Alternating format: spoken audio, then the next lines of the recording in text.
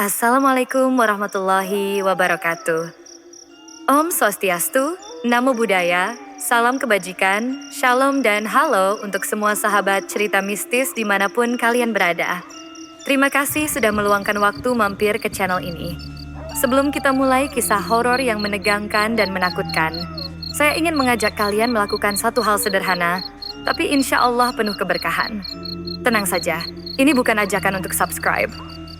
Tapi jika cerita ini berkesan, saya akan sangat bersyukur kalau kalian mau menuliskan Waalaikumsalam di kolom komentar bagi teman-teman muslim atau menjawab salam sesuai kepercayaan dan keyakinan kalian masing-masing. Karena menjawab salam adalah doa. Dan saat kita saling menjawab salam di kolom komentar, sejatinya kita sedang saling mendoakan dalam kebaikan. Itu jauh lebih bernilai daripada sekadar menekan tombol subscribe. Baiklah, mari kita mulai ceritanya. Selamat menyimak dan semoga bisa menghibur kalian semua. Jalur antara hutan Jatirejo dan desa Blimbing di Mojokerto tidak pernah benar-benar sunyi. Walau tak banyak kendaraan melintas, suara alam di sana tidak pernah tidur. Derek jangkrik bersahutan dengan lolongan anjing yang entah datang dari mana. Tapi ada satu tempat di sepanjang jalan itu yang membuat bulu kuduk siapapun berdiri. Sebuah tikungan tajam yang oleh warga disebut tikungan setan. Konon jalan itu dibangun di atas bekas pemakaman massal zaman penjajahan. Saat alat berat menggali, ditemukan tulang belulang yang membatu, tetapi proyek jalan tetap dilanjutkan. Sejak saat itu, satu persatu kecelakaan mulai terjadi. Tidak seperti tikungan biasa, tikungan setan seakan menelan korban secara berkala. Rata-rata 1 jiwa setiap bulan. Dan yang membuatnya aneh, tak pernah ada bekas pengereman di aspal. Seolah-olah kendaraan tiba-tiba hilang kendali atau dikendalikan sesuatu. Namun yang paling mencolok bukanlah tikungan itu sendiri, melainkan sebuah warung kecil yang berdiri tepat di lengkungan luar jalan. Warung itu sederhana, berdinding kayu lapuk, beratap seng, dengan lampu pijar kuning kusam yang selalu menyala. Letaknya ganjil. Terpencil di tengah hutan, jauh dari permukiman tapi selalu terlihat terbuka, bahkan di jam 3 dini hari sekalipun. Seringkali, pengemudi yang kelelahan berhenti di sana untuk sekadar minum kopi atau makan mie. Tapi tak semua yang masuk warung itu keluar dengan keadaan yang sama. Orang-orang menyebut nama Bu Lestari dengan suara pelan dan menahan. Perempuan tua itu adalah penjaga warung. Ia tak banyak bicara, wajahnya pucat dengan tatapan kosong yang menusuk, seolah tahu apa yang sedang dipikirkan setiap orang. Rambutnya selalu disanggul rapi, dan bajunya seperti tak pernah berganti. Kebaya abu-abu kusam, dengan bau dupa dan minyak cemara. Satu cerita yang beredar dari sopir truk bernama Pak Darno jadi sangat terkenal. Ia pernah berhenti di warung itu sekitar pukul 2 pagi. Saat masuk, ia mendapati ruangan warung jauh lebih luas dari tampilan luarnya. Meja-meja kayu tertata rapi, dan banyak pelanggan duduk di dalam, semuanya diam dan makan dengan kepala tertunduk. Pak Darno merasa aneh, tapi terlalu lelah untuk memikirkan banyak hal. Ia hanya memesan kopi dan semangkuk rawon. Tapi saat menyuapkan daging pertama ke mulutnya, ia merasa ada sesuatu yang aneh. Dagingnya empuk, namun terasa kenyal seperti lidah. Ada sisa rambut halus yang terjebak di sela giginya. Ketika ia menoleh ke kiri, pelanggan di sebelahnya, yang dari tadi tak bergerak, tiba-tiba menengok dan memperlihatkan wajah hancur. Setengah kepala hilang, matanya bolong, tapi mulutnya tersenyum sambil mengunyah. Pak Darno muntah seketika dan lari keluar warung. Tapi begitu ia menoleh ke belakang, warung itu telah berubah menjadi reruntuhan hitam dengan papan nama hangus dan bau kayu terbakar. Ia bersumpah pada malam itu, ia tak sedang bermimpi. Warga sekitar tahu bahwa warung itu dulunya benar-benar ada, berdiri sejak tahun 90-an, dan memang dikelola oleh seorang perempuan bernama Lestari. Tapi semuanya berakhir pada tahun 2007, ketika sebuah truk tangki tergelincir dan menabrak warung itu meledak, dan membakar semuanya hingga rata. Tidak ada yang selamat. Bu Lestari, karyawannya, dan 2 pelanggan hangus tak bersisa. Anehnya, sebulan kemudian warga mulai melihat warung itu kembali berdiri. Tidak setiap hari, kadang hanya muncul seminggu sekali, kadang 2 kali. Tapi satu pola yang tak pernah berubah. Setiap kali warung itu muncul, selalu ada kecelakaan di tikungan dalam waktu dekat. Beberapa paranormal mencoba menelusuri sumber kutukan itu. Salah satunya, Ki Mardika, seorang dukun tua dari Trawas, mengaku melihat dengan mata batinnya bahwa warung itu dijaga oleh makhluk hitam besar, tanpa wajah yang duduk di atas warung saat malam hari sambil menjilat darah dari tikungan. Warung itu bukan tempat makan, tapi tempat ritual. Tempat di mana daging manusia yang mati di tikungan dijadikan persembahan dan sajian.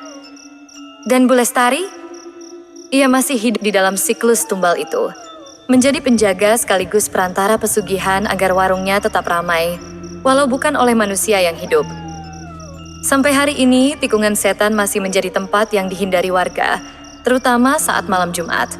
Ada yang bersaksi pernah melihat bayangan perempuan tua berdiri di depan warung menunduk, membawa nampan berisi rawon panas yang mengepulkan asap. Tapi tak ada yang berani berhenti untuk memastikan. Karena satu hal sudah pasti, warung itu hanya menyambut mereka yang akan menjadi tumbal selanjutnya. Dan begitu kau duduk di sana, kau mungkin tak akan pernah bisa pulang. Versi diperluas dan mencekam. Kabut mulai turun ketika Rian dan Dito melintasi jalur hutan menuju Pacet. Jam di dashboard motor menunjukkan pukul 17.43 waktu rawan, saat senja belum benar-benar pergi dan malam belum sepenuhnya tiba. Di jalur yang melingkar dan menurun, kabut menyusup di antara batang pinus dan ilalang tinggi, menciptakan bayangan seperti sosok-sosok diam yang memperhatikan dari kegelapan. Mereka baru saja turun dari pendakian Gunung Welirang. Kelelahan, basah oleh gerimis, dan perut keroncongan. Rian yang membonceng mengerutkan dahi saat lampu motornya menyorot ke depan. Di tikungan tajam itu, yang sudah ia dengar desas-desusnya dari YouTube horor dan forum Reddit lokal, sebuah warung berdiri sendirian terlihat hangat dan terang. Aroma gurih entah dari mana seolah tertiup angin ke arah mereka. Dito menunjuk, mampir dulu Yan. Perut gue nyanyi keroncong nih. Rian ragu. Jalanan sepi. Tak ada rumah lain, tak ada kendaraan lain. Tapi rasa lapar dan lelah membuat logikanya menurun. Ia menepikan motor di seberang warung, dan mereka berdua berjalan menuju bangunan kayu itu. Begitu mereka melangkah ke dalam warung, suasana berubah drastis. Ruangan yang dari luar tampak kecil ternyata terbentang luas, sejauh lebih besar daripada dimensi bangunan fisiknya.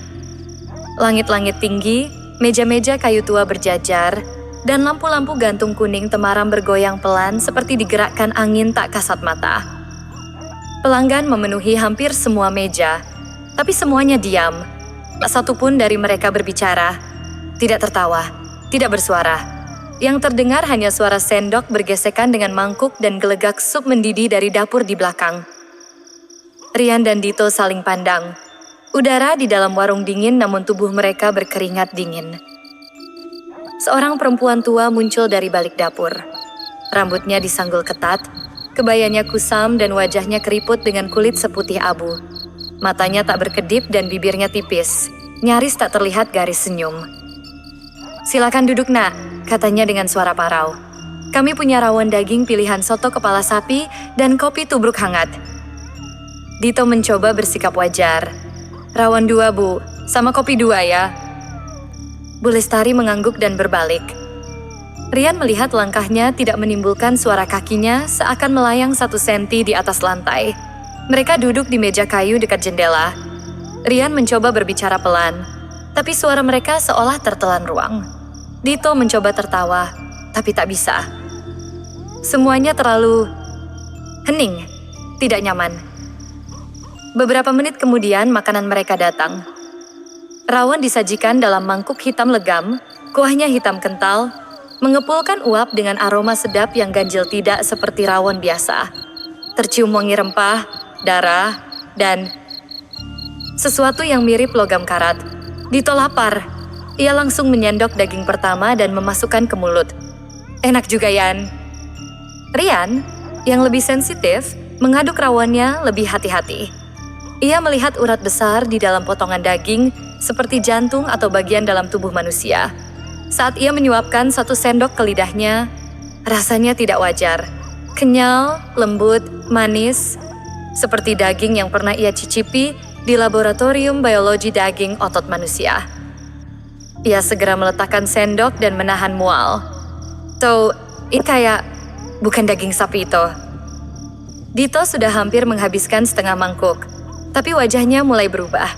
Pucat, bibirnya gemetar, matanya membelalak. Ia menunjuk pelan ke arah pelanggan di meja seberang.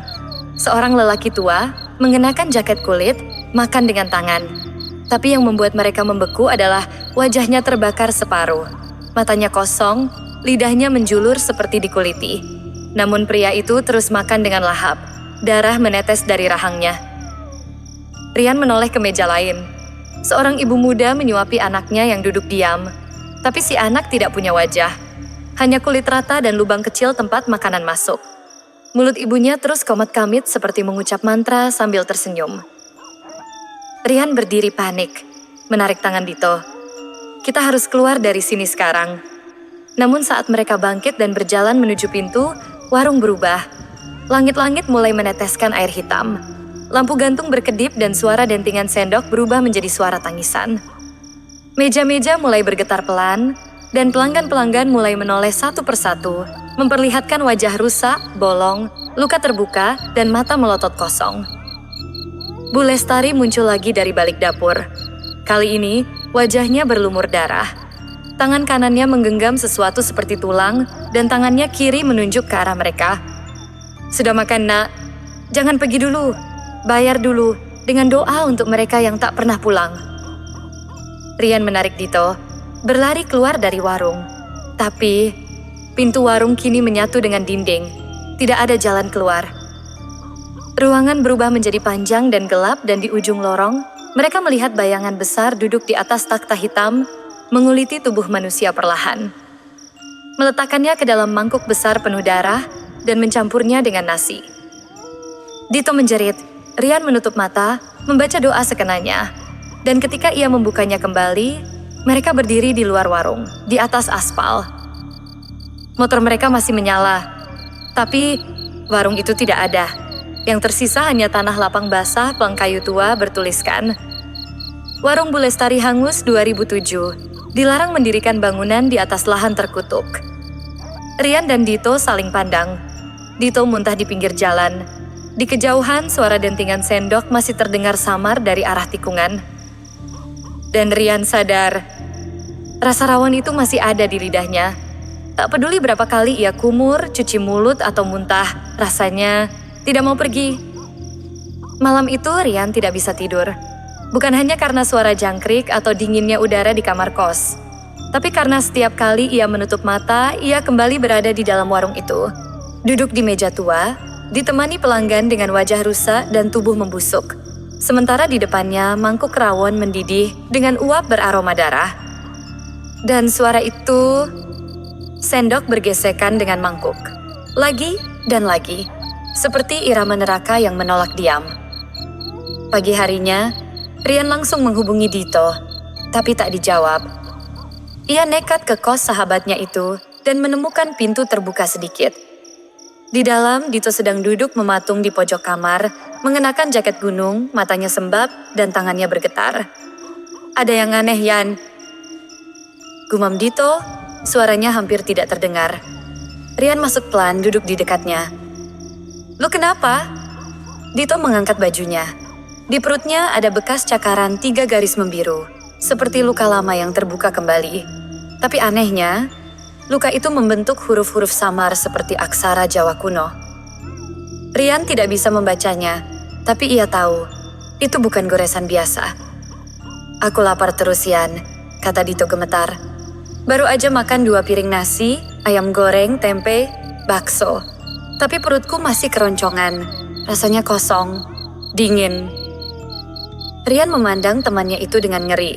Dito terlihat pucat matanya seperti mulai membentuk lingkaran hitam di bawahnya dan napasnya pendek-pendek. Dito menunjuk ke tas carrier-nya yang tergeletak di pojok kamar. Semalam aku mimpi warung itu. Bu Lestari duduk di pojok, senyum dan bilang, jangan buang makanan yang sudah disajikan, nak. Nanti kamu dimakan gantinya. Sejak hari itu, keanehan demi keanehan mulai terjadi. Dito semakin rakus. Dalam 1 hari, ia bisa makan 6 kali dan tetap merasa lapar. Tapi bukan lapar biasa, Perutnya tak berbunyi, tapi tangannya gemetar jika tak mengunyah. Ia bahkan pernah tak sadar memakan jeroan mentah dari dapur warteg langganannya. Dan satu malam saat Rian menumpang tidur di kos Dito, ia mendengar suara sahabatnya makan sesuatu di kamar mandi. Pelan-pelan ia mendekat, membuka sedikit pintu, dan melihat Dito sedang memakan bangkai tikus mati bulu, dan darahnya berceceran di lantai keramik. Rian menjerit. Dito terkejut, bibirnya berlumur darah. Namun kemudian ia menangis keras seperti anak kecil, meminta maaf, mengatakan ia tidak sadar. Tapi Rian tahu, ada sesuatu yang hidup di dalam sahabatnya itu, sesuatu yang sedang tumbuh. Hari berikutnya, Rian pergi ke perpustakaan daerah Mojokerto untuk mencari informasi. Ia menemukan satu buku tua berjudul Kuliner Gaib dan Tumbal Leluhur Jawa. Di sana, ia membaca sebuah bagian menarik tentang warung pesugihan, sebuah perjanjian antara manusia dan makhluk tak kasat mata untuk memperoleh kekayaan atau kelangsungan usaha. Tumbal tidak selalu diberikan secara langsung, tapi dibentuk dari para pelanggan yang mengonsumsi makanan terkutuk. Siapapun yang makan dan meninggalkan sajian tanpa habis akan membawa pulang kutukan berupa kelaparan abadi.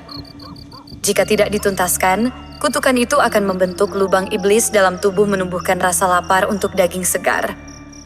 Hingga akhirnya, orang tersebut menjadi penjaga warung baru. Rian menutup buku itu dengan tangan gemetar. Dito sedang menjadi wadah. Dan satu-satunya cara menghentikan proses itu adalah kembali ke warung itu dan menghadapi pemiliknya. Malam harinya, Dito menghilang. Kosnya kosong, ponselnya mati. Tapi Rian menemukan secarik kertas tertempel di kaca jendela kamar Dito, ditulis dengan darah yang mengering. Dia lapar. Aku tidak bisa menahannya lagi. Warung itu memanggilku.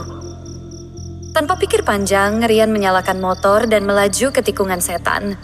Meski jam menunjukkan pukul 1.14 dini, hari ia yakin warung itu akan muncul. Dan kali ini, ia tidak hanya akan mampir, ia akan masuk dengan tujuan. Setelah 1 jam melintasi kabut, warung itu muncul. Tepat di tikungan, lebih terang, lebih nyata. Dan kali ini, lampunya berwarna merah. Rian memarkir motor dan melangkah masuk. Saat kakinya menyentuh lantai kayu, bau anyir langsung menusuk hidung. Meja-meja kosong, tidak ada pelanggan. Tapi di ujung ruangan, Bu Lestari sudah menunggunya. Dengan senyum tipis dan mangkuk rawon penuh darah di hadapannya. Dan di sampingnya, Dito duduk diam. Matanya kosong. Tapi di bibirnya masih menetes sisa daging mentah. Angin malam menyusup seperti desahan kematian. Kabut tebal menggantung di sekeliling warung yang kini berdiri megah, seakan tumbuh dari bumi. Warna merah dari lampu gantung memantul pada papan kayu yang lapuk, menciptakan bayangan berdenyut seperti jantung yang berdetak pelan tapi mengancam. Rian berdiri di ambang pintu. Dadanya sesak, kakinya gemetar. Tapi ia tahu, ini satu-satunya jalan menyelamatkan Dito. Atau kehilangan dirinya sendiri dalam kutukan. Begitu ia melangkah masuk, pintu menutup sendiri di belakangnya. Suara gubraknya menggema panjang, lalu sunyi. Tak ada pelanggan malam ini. Hanya Bu Lestari duduk di meja panjang di tengah ruangan, mengenakan kebaya merah darah. Di hadapannya, sebuah perjamuan aneh disusun rapi. Rawon hitam yang mendidih, sate berwarna keunguan, nasi dengan bau amis yang menyengat, dan sebuah kepala kambing dengan mata terbuka, seperti sedang memandang Rian. Di samping Bu Lestari, duduklah Dito. Wajahnya kusam, matanya kosong, mulutnya ternganga seperti haus, tapi yang paling mengerikan adalah perutnya. Membengkak, bergelombang seperti ada sesuatu yang bergerak dari dalam. Duduklah Rian, kata Bu Lestari, suaranya tenang seperti mimpi buruk. Sahabatmu sudah memulai perjalanannya, tapi kamu masih bisa memilih. Rian berdiri terpaku.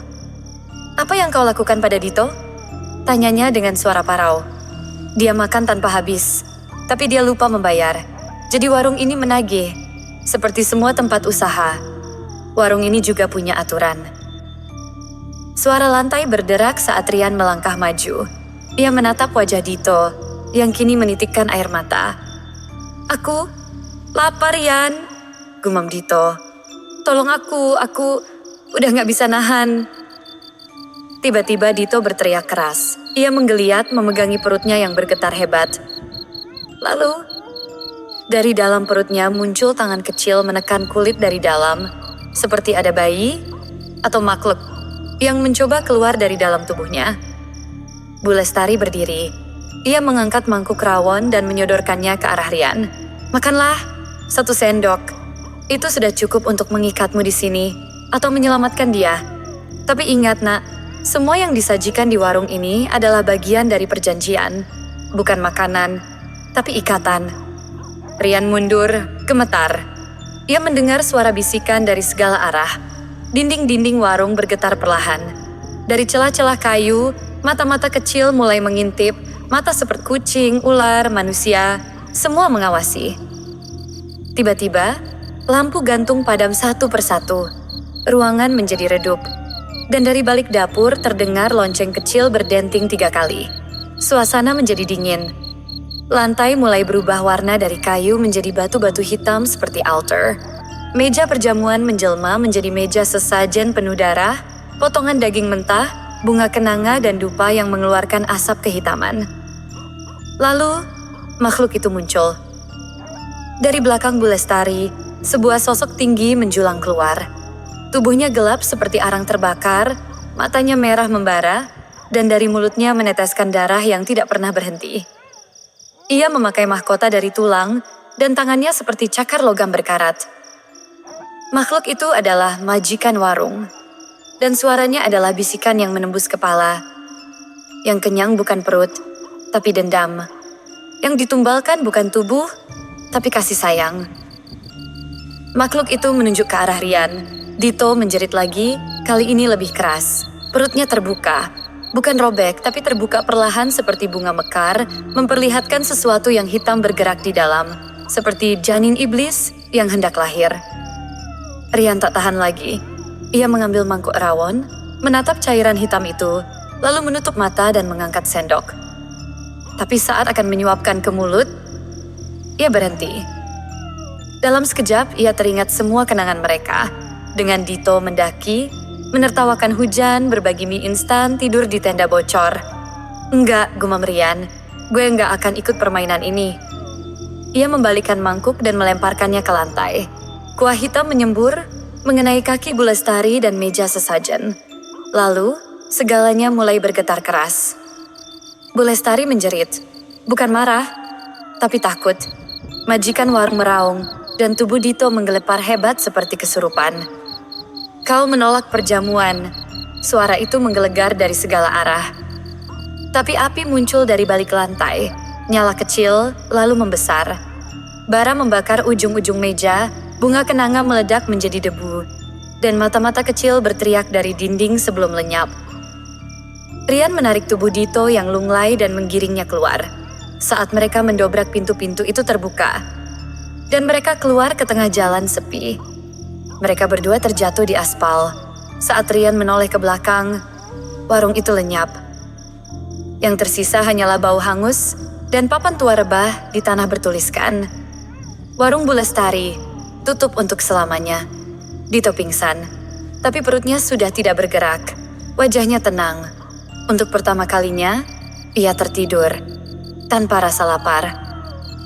Rian menangis, tapi di dalam hatinya, ia tahu, kutukan itu belum selesai. Ia mungkin telah menghentikan perjamuan malam ini. Tapi mereka yang pernah makan, tetap membawa sisa rasa, dan dunia punya banyak tikungan. Mungkin, di tempat lain warung itu sedang menunggu pelanggan baru. Sudah 2 minggu sejak kejadian di tikungan setan. Dito masih hidup. Tapi ia bukan lagi Dito yang dulu. Rian menunggui sahabatnya yang terbaring lemah di rumah sakit daerah. Setiap malam Dito mengigau, menyebut nama-nama yang tidak dikenal. Laras, Paiman, Mbah Suro, Bu Lestari. Kadang dia bicara dalam bahasa yang bukan bahasa Jawa, biasa seperti mantra kuno. Setiap malam pula, lampu di kamar Dito selalu padam tepat pukul 02.02, dan selalu saat itu, Tubuh Dito bergetar keras seperti kesurupan dan dari mulutnya terdengar suara. Bukan suaranya, lebih dalam, lebih tua. Kalian belum menutup pintu. Pada malam ke-13, Rian mencoba meninggalkan rumah sakit. Tapi saat ia menyalakan motornya di halaman parkir, ia melihat sesuatu di kaca spion, warung itu. Tapi bukan di tikungan, melainkan di dalam rumah sakit. Ruangan kosong di ujung lorong lantai 3, yang katanya bekas kamar mayat. Lampu neon di luar ruangan itu berkedip, dan di balik kaca jendela buramnya, terlihat siluet meja panjang dan seseorang mengenakan kebaya merah duduk diam. Rian tidak bisa lari, kakinya berat. Ia tahu, kutukan itu tidak selesai di tikungan. Ia dibawa pulang, ke tubuh Dito. Penyingkapan rahasia, siapa Bu Lestari? Malam ke-14, Rian kembali ke rumah sakit dengan membawa dukun tua yang dikenal oleh ibunya Mbah Surani, seorang juru kunci Gunung Penanggungan. Mereka melakukan ritual di depan kamar Dito. Namun ketika mereka mulai membacakan doa-doa pemutus kutukan, seluruh lantai rumah sakit tiba-tiba padam. Suara alarm berbunyi keras. Lorong jadi gelap total, hanya disinari cahaya merah dari lampu darurat. Dan dari dalam kamar Dito, terdengar tawa. Bukan tawa Dito, tapi tawa Bu Lestari. Pelan, kering, panjang. Tawa yang meneteskan darah ke dalam jiwa siapapun yang mendengarnya. Mbak Surani membuka pintu kamar. Dito duduk di atas ranjang. Matanya putih. Mulutnya tersenyum. "Aku sudah menunggu, Mbah," katanya dengan suara dua lapis, seolah dua roh berbicara bersamaan. Dan tiba-tiba, semua tembok kamar runtuh. Tidak secara fisik, tapi secara spiritual. Rian dan Mbak Surani berada kembali di dalam warung itu. Tapi kali ini, lebih luas, lebih tua, lebih busuk. Dindingnya terbuat dari tengkorak. Meja-meja dari tulang rusuk. Di atasnya, ada kepala manusia, perut terbuka, tangan kecil menggeliat perjamuan setan. Dan di ujung ruangan, duduklah Bu Lestari. Tapi ia bukan manusia. Ia adalah benda tua yang mengambil bentuk perempuan. Kulitnya terkelupas, matanya hitam kosong. Ia bukan dukun, bukan setan, bukan hantu tapi perantara. Bukan pelaku pesugihan, tapi warung itu sendiri. Aku hanyalah tempat, tapi setiap tempat butuh penjaga. Dito berdiri dari balik meja, tapi wajahnya kini telah berubah. Kulitnya mulai berkerut, rambutnya memutih. Dia akan menggantikan aku, karena dia makan dan tidak bayar. Bu Lestari berdiri, melangkah perlahan. Tangannya memegang sebuah mangkok rawon terakhir penuh darah segar yang masih mengepul. "Rian, kamu bisa menggantikannya. Kamu belum makan, kamu belum terikat, kamu masih bisa memilih." Rian menatap Dito. Sahabatnya kini berdiri seperti patung tua, tak lagi bisa diselamatkan. Atau kamu bisa pergi, tapi warung ini akan berpindah lagi, ke kota baru, ke jalan baru, ke tubuh lain. Rian mengerti, pesugihan ini adalah warisan. Ia tidak bisa dimusnahkan, hanya bisa diwariskan. Tiba-tiba Mbak Surani memekik keras dan membacakan mantra terakhir. Tanah di bawah mereka bergetar. Dinding mulai retak. Teriakan dari arwah-arwah pelanggan terdengar dari langit-langit. Perjamuan mulai terbakar. Warung mulai runtuh. Rian berlari ke arah Dito, menariknya keluar dari penglihatan itu. Rian terbangun. Ia kembali berada di kamar rumah sakit. Tapi Dito tak bernyawa. Jantungnya berhenti, matanya terbuka, mulutnya tersenyum.